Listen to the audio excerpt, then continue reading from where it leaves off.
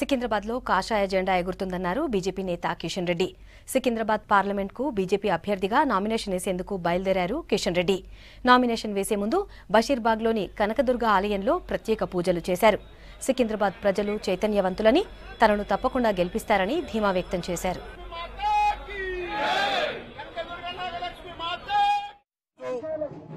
Bharatiya Janata party అభ్యర్థిగా నేను Secunderabad parliament నియోజకవర్గం నుంచి పార్టీ ఆదేశం ప్రకారము నామినేషన్ దాఖలు చేస్తా ఉన్నాను.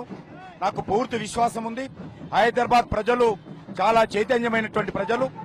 హైదరాబాద్ ప్రజలు అభ్యర్థుల గుణగణాలను చూసి ఓటేస్తారని భావిస్తా ఉన్నాను. హైదరాబాద్ ప్రజలు డబ్బుకో, రౌడీజానికో, గుండాయిజానికో ఓటేసేటువంటి వాళ్ళు కారు. ఇది రాష్ట్ర రాజధాని. తప్పకుండా ఇక్కడి నుంచి భారతీయ జనతా పార్టీ అభ్యర్థిగా నాకు అవకాశం కల్పించి లోక్సభ గెలిపిస్తే తప్పకుండా సికింద్రాబాద్ కాన్స్టిట్యున్సీ ప్రజానీకానికి ఒక చౌకీదారుగా ఉంటూ ప్రజలకు సేవ చేస్తాను. ఆ యొక్క సేవ చేసేటువంటి అవకాశం ఇవ్వాల్సిందే కోరుతా ఉన్నాను. ఈరోజు హైదరాబాద్ ప్రజానీకము మరి మొత్తం నరేంద్ర మోడీ గారు మళ్ళీ ప్రధానమంత్రి కావాలని కోరుకుంటున్నారు. వారు ప్రధానమంత్రి కావాలంటే తెలంగాణ నుంచి కూడా బీజేపీ అభ్యర్థులను గెలిపించాలి.